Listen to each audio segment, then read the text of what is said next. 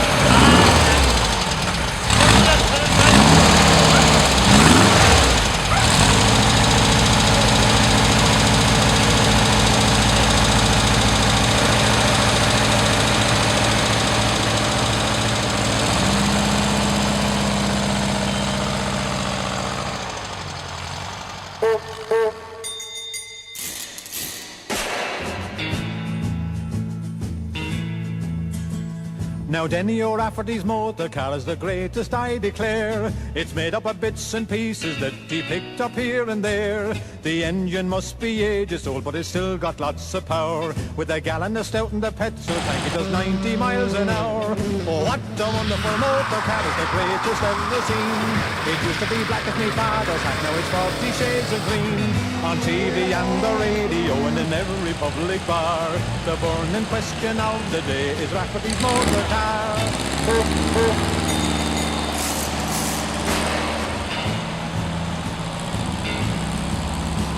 Now two of the wheels are triangular, the third one's off the pram. The fourth is the last remaining wheel from off the double and tram. The number plates in Gaelic and the plugs won't even spark. And the chassis came off of a tinker's car that collapsed in Phoenix Park. Now go for a ride in the motor car and you'll end up with the shakes. The road from Cork to Dublin is a veil of pains and aches. When traffic lights turn red ahead, you'd best jump out the door. But the moment that Denny treads on the brakes, his foot will go through the floor. Oh, what a wonderful motor car, is the greatest ever seen. It used to be black as my father's hat, now it's 40 shades of green.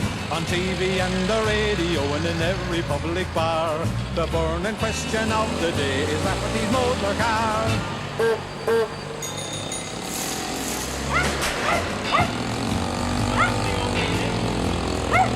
Now if you could see the upholstery, your eyes would start to pop. It's nothing but empty vehicles with a load of sacks on top.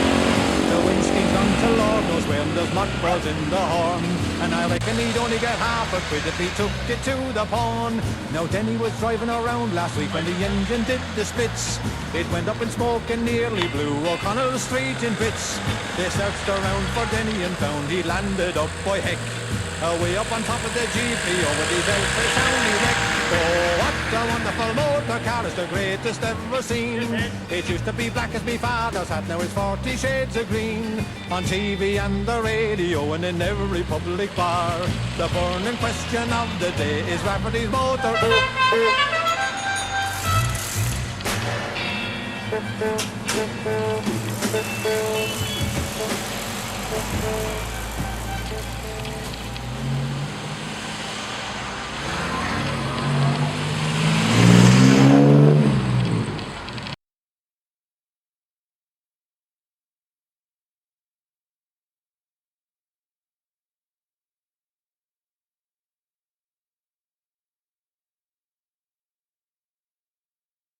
The red car there with Deirdre Burke. Deirdre has sandwiches and water, so make your way over there after the talk and you can have a bit of time here, look at the monument and chat and whatever. We've had to do a couple of changes since it was advertised, just a few little things. We were going to go to the Upton Bar, which is a lovely little bar back the road with the railway station, which is in perfect preservation, but the government didn't allow the pubs to open, so unfortunately that had to be knocked on the head. So I'd just like to thank Bunny Dunn of Transbound and Imelda and Margaret Tuig, who would have been facilitating us there, but not happening. So in Shigila also, those of you who are interested in going for an evening meal, the numbers are restricted there as well, obviously on account of COVID. So if we could have a quick show of hands, anyone who wants to go to Inchigila. We're going to Carrigadrohid after Dripsey, so effectively the run is over there if you want to make your way home. But for those of you who want to go to Inchigila, we need to give them a rough idea of numbers. So if you could have a quick show of hands, no bother either way, whichever you want to do. Okay, so if you could just show the hands there now, we'll do a quick count, roughly anyway. Okay. Have we many? 1, 2. I'll make my way from that side over, so we've what, 1 there, 2, 3, 4, that 4. Okay, along here, 5, 6, 7, 8, 9. Roughly says about 10 to 12, is that right? Oh, sorry, will you put up your hand? Both of you, is it? So that's 14, and plus we have already got some numbers, so I'll ring there now and well, they're doing 3 sittings, and the one we'd be probably more suitable to us would be 6 o'clock, I'd say. Okay, and I'll get in Carrigadrohid or in Dripsey if I have it. I'll let you know how things are going with that. Okay, right. So just a final little bit there now. When we're leaving for Dripsey, again we'll have the stewards at the junctions. We'll be turning left when you go out of here, left and left, straight all the way down into the T junction, which is about 2.5 miles, and right. Take a right, keep going until you see a steward again. We'll be going over the Ballincollig bypass, through classes at the Gala shop. We're going left down what they call the Wood Road, brings you out at Inniscarra Bridge, left there, left at the Inniscarra Bar, straight all the way to Dripsey. Okay, so that's about it. We're to the main event here anyway. We'll just, I suppose, what did I say? That's a cliche, is it, for someone who needs no introduction, but we'll give him one anyway. A great friend of ours in Kilmurry and everywhere around here in Newcestown, man. Great friend of history. I suppose most of us have learned history either in school or from books or from our grandparents or whatever. But sadly, a lot of the people who remember these events are gone, so we're depending on the likes of the next man and the likes of Michael Galvin down there and all that to tell us what happened here almost 100 years ago. For those of you who've read Tom Barry's book Guerrilla Days in Ireland, you might have an idea of it. But without further ado, I'll introduce, and by the way I should say, Sean, this man has written a book, News to Truth, which is being reprinted later this year. So for the Christmas stocking, keep it in mind. Without further ado, I'll hand you over now to Sean Crowley. Ladies and gentlemen and fellow members, in February of 1921, the West Cork Brigade suffered a number of serious setbacks. At the beginning of February, a planned attack on the RIC barracks of Crossbarry was aborted when a postman reported the presence of the column at Borghese House, about a mile from the town. He reported it to the police, and they, with a strong force of Black and Tans, attempted to surround Borghese House. The column was very lucky to escape the trap.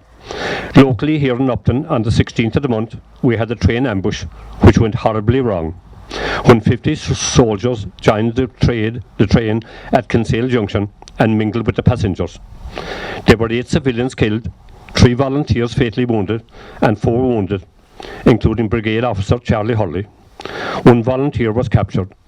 This was a severe setback to the morale of all in the area. On February the 22nd, the flying column had a successful encounter with the enemy in Bandon. In this action, 3 Black and Tans and 2 soldiers were killed, while the men of the column were unharmed. Later on that night, Tom Barry decided to stand down the column until March the 12th. The men had been marching, lying in ambush, and harassing the Crown forces on a continuous basis since the beginning of the year, and needed a well-earned rest. Liam Deasy and Tom Barry now directed their attention to a proposed ambush of soldiers of the Essex Regiment stationed at Kinsale. A large force of these troops travelled from Kinsale to Bandon and back on a regular basis. On Sunday, March the 13th, accompanied by a scouting party from the Inishannon Company, they proceeded to the Bandon-Kinsale Road to survey the area and to select the positions best suited for the ambush. The site chosen was directly opposite the old castle at Shippool. The date chosen for the ambush was Thursday the 17th of March, St. Patrick's Day. That night they joined the column, which was now mobilised at Bahok, a few miles north-east of Dunmanway. The plan was that the column would set out from Bahok on the Monday night and march in stages to the ambush site at Shippool, a distance of some 30 miles. The intention was that they would arrive there before dawn on Thursday. There would be 2 stops on the march, the first at Lisnagat, near Quarry's Cross, the second at Rare Aherla. The column then proceeded to Shippool in the Bandon-Kinsale Road, arriving there in the early hours of Thursday morning, St. Patrick's Day. They immediately took up ambush positions. There were 102 volunteers, including 4 brigade officers, at Shippool on that morning.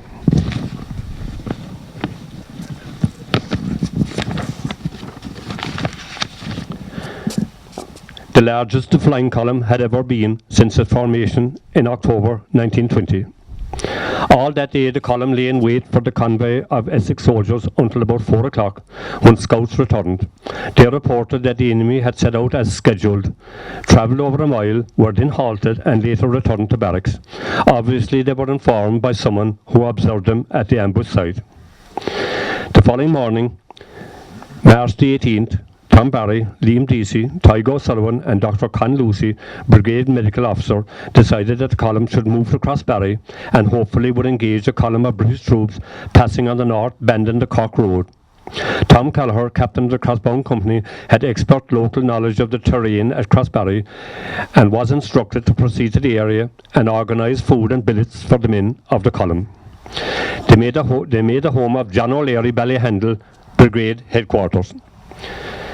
An immediate evaluation of the proposed ambush position west of the village, where we are now, was undertaken by the column OC Tom Barry and the brigade adjutant Liam Deasy, and the position of each section was decided. The sections were sent to their pre-arranged billets with final instructions to all sections to parade at 6 a.m. On their way back to O'Leary's, Tom Barry and Liam Deasy met Dan Canty and John Lorden of Newstown, and they returned to Cronin's public house for a drink before going to their billets. According to Deasy, they parted company at 11 p.m. with John Lorden saying, "Good luck to tomorrow, boys." A few of the volunteers also called for a social drink at the famous Crossbound pub.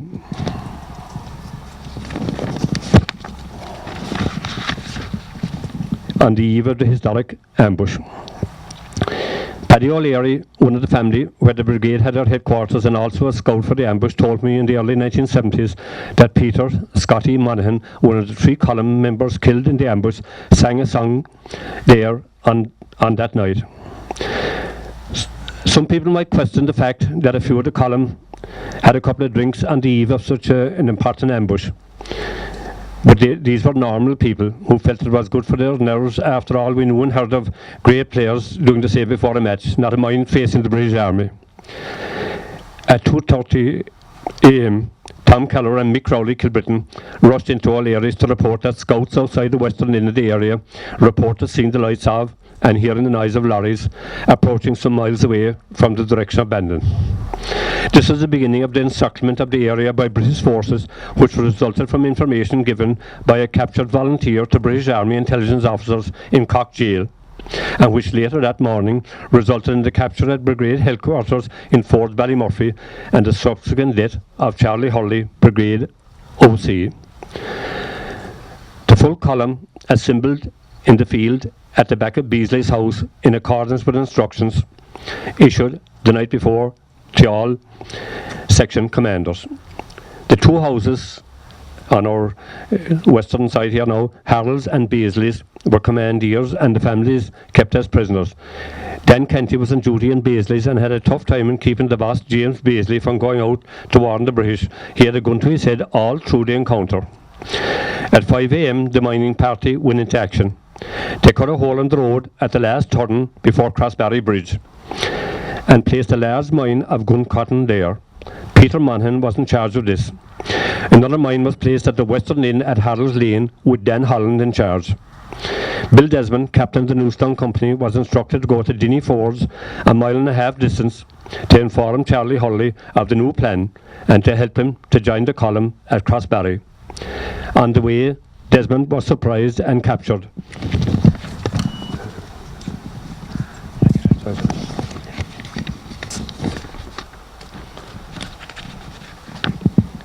Captured by the enemy, so the information that was sent failed to reach the brigade commander.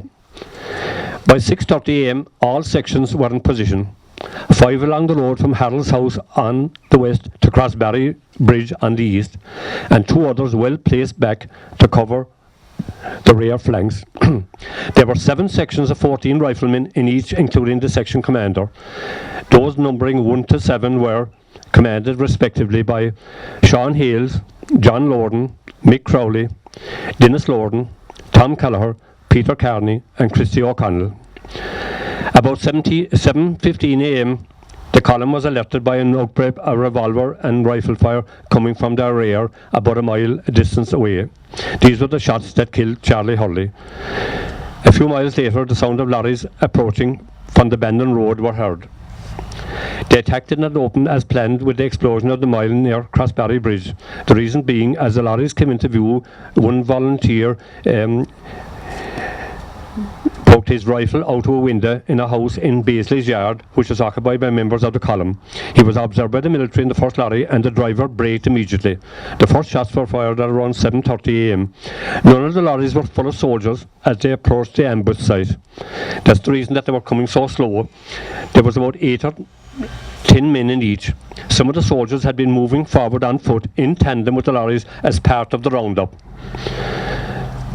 At the start of the fighting, Floyd Begley, the brigade piper, proceeded to play martial airs on his war pipes.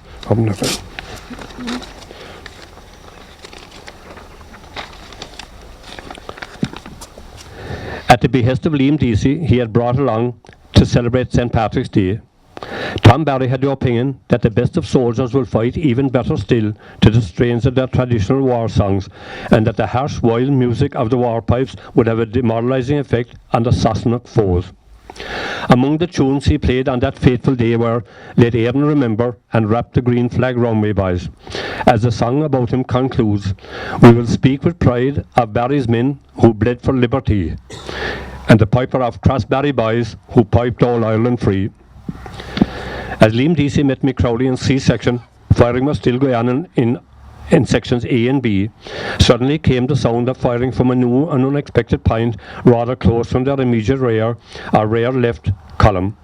They concluded that it was Tom Keller, section F, in action, and realised for the first time that there was movement from the enemy against them from the north or east or both. Had the enemy been successful in overrunning that section and taking the high ground at the rear of the ambush column, then the losses incurred by the volunteers in fighting their way north could have been serious. This route had to be kept open. That's just north of us here now. Liam Deasy ordered Jim Spud Murphy, second in command of Crowley's section, to take the 6 most experienced men into section to reinforce Kelleher's section. Murphy led his group, which included Eugene, later the Dr. Nudge Callan, Dinny O'Callaghan Newstown, and Paddy O'Sullivan Kilbrittain, to Kelleher's aid. He placed this section under the command of Tom Kelleher, and they did much to stem the enemy's attempt to gain the high ground and surround the column. Had the attempt succeeded, then the volunteers could well have been annihilated. When it was felt that the ambush was over, 3 of the sections were ordered back to collect the arms of the British dead. Helping them now was a young man named Edward Ned White of Newcedown, who had been arrested that morning near Kilpatrick and carried as a hostage in the leading lorry. At the start of the shooting, he jumped from the lorry and hid in a big drain during the ambush. According to Tom Barry, and I quote him, he had a doubly lucky escape from death, as after escaping our first lorry, he was nearly shot dead when I came on the road before he shouted that he was an Irishman and a prisoner of the British. Now he was staggering under the load of a new British Lewis gun and 8 fully loaded pans which the enemy machine gunners dead on the road never had a chance of using. When the decision to withdraw was made, it was decided that it was very important that they would gain the safety of the higher ground of Raheen Hill, about 2 miles north, the highest ground in the area. It was decided that Liam Deasy would take the main body indirectly by the shortest route to Raheen Hill and to hold it if attacked by the force from the north. Tom Barry, with Captain Tom Kelleher, would bring the rear guard of 25 men and 4 wounded, 2 of them seriously, by a circuitous route to Raheen Hill. The official account of British casualties was 39 soldiers killed, including 5 officers and 47 wounded. It is reliably estimated that the British losses were far greater. There were 3 volunteers killed, namely Jeremiah O'Leary, Corn Lip, Peter Monaghan Bandon, and Cornelius Daly, Carrick Balnascarty. 2 seriously wounded, Jim Crowley, Kilnettic Balnadee, and Dan Corcoran, Bingor Newcedown. Crowley was invalided for life, and Corcoran survived and went to the US and lived his life out there. Just as the column was about to move off, the auxiliaries appeared to the north and east of their position at the Crow Hill end of Raheen Lane. They had no idea how numerous they were. It was now close to midday, and many of the men had neither food nor adequate rest since 6 p.m. on the previous evening.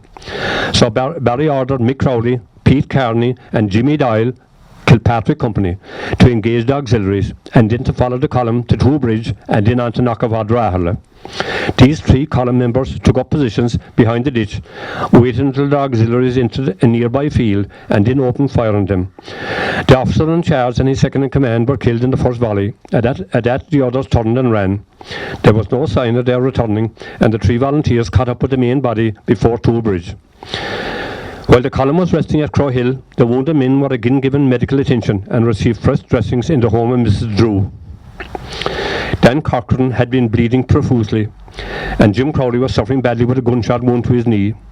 They were both treated again by Mrs. Good of West Corra, who was a nurse, living on the route on that march to Kilbenane and Knockavadra. After passing over Two Bridge, they marched through Rarow to the homes of the 3 O'Learys, namely Pat of Kilbenane and Jeremiah and Laddens, both Knockavadra. Okay.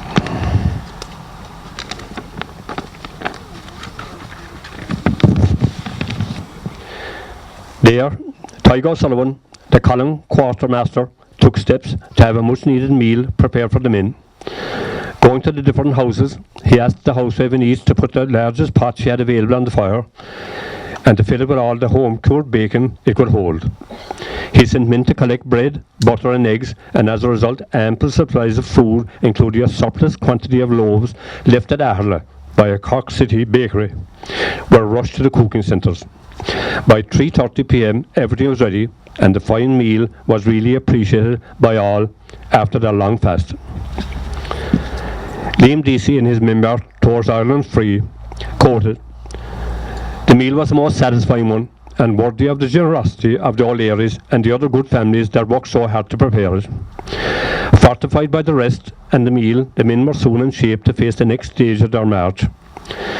These families were just an example of the ordinary country men and women who Tom Barry referred to as the splendid people. They were truly the unsung heroes of the War of Independence. After their refreshing meal, it was decided to take the column to a place of safety without delay. After some discussion, it was decided that Groundreach, 20 miles to the west, offered greatest protection, and they prepared to march there, starting at 6 p.m. approximately. Leaving Kilbenane, the column marched to Rockleen, then on to Parkmore Cross, and continued to Raffalan.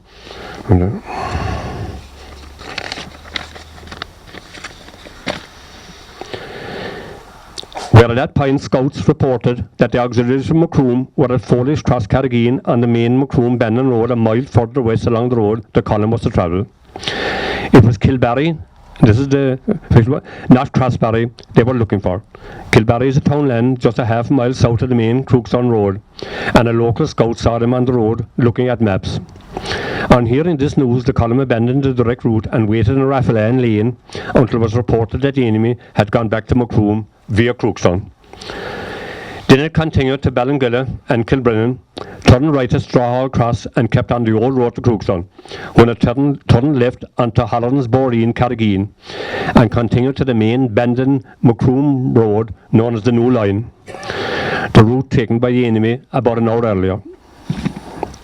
Before they left the old road, this is very important, at Carrigadrohid, Tom Barry felt unwell and he crossed the fields to rest at Ted Ryder's Knock-on-Roo, now Kelly's.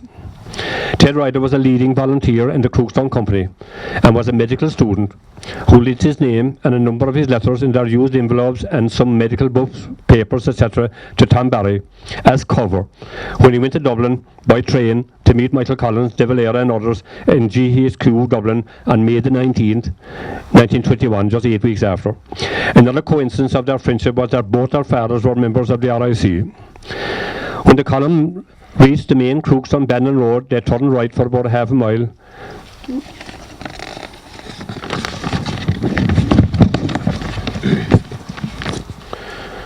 Before turning left over Hickey's Bridge and continuing westwards along the by road known as the Horn Lane. This road, which was about a mile south of Crookstown village, brought the column to the main Crookstown Quarries Cross Road at Belmont, where it turned left and proceeded for a quarter of a mile in a southerly direction towards Quarries Cross. The next turn taken was to the right, and this led along a cart track through the Commons Mountain District via Ardra and out onto the main Bainablaw Musgrave Road at the top of Murray's Hill. It then headed for Bainablaw on the Cockbantry Road, where it turned left for Pulrick, Horn Hill and Bingour. Taking the right turn at this juncture, it made directly for Groundreach, where they set up headquarters at Joe Sullivan's, arriving there at 2:30 a.m. on Sunday morning. The entire march from Kilbenane took approximately 8 hours. The details of the march are from Liam Deasy's book, Towards Ireland Free, an authentic account given to him by people with local knowledge of the place names and landmarks along the route. The story of Crossbarry Ambush and its heroic and successful encounter is incomplete without acknowledging the extraordinary support of the people along the way, as General Tom Barry called it, the march to the west, and relative safety in Groundreach. Gurab Mila Mahagiv Gulea.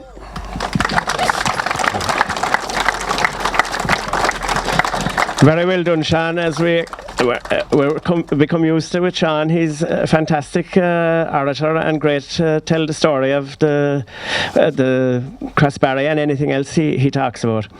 So you can make your way over to Deirdre's kitchen here, the red car, and there'll be sandwiches and water there. The one thing is we ran a bit low on plaques, so if you haven't got a plaque, I think they took your names in the museum. If you haven't given your name, give it again. And the other thing is when we get to the Inniscarra Bar later, it's straight all the way to Dripsey. Parking is difficult there, so the stewards will do everything they can. We'll have to put some cars up a side road, but we'll coordinate again to tell you where to meet up again, okay? So we'll be leaving here in about 10 minutes. That'll be our target, okay? So thanks very much.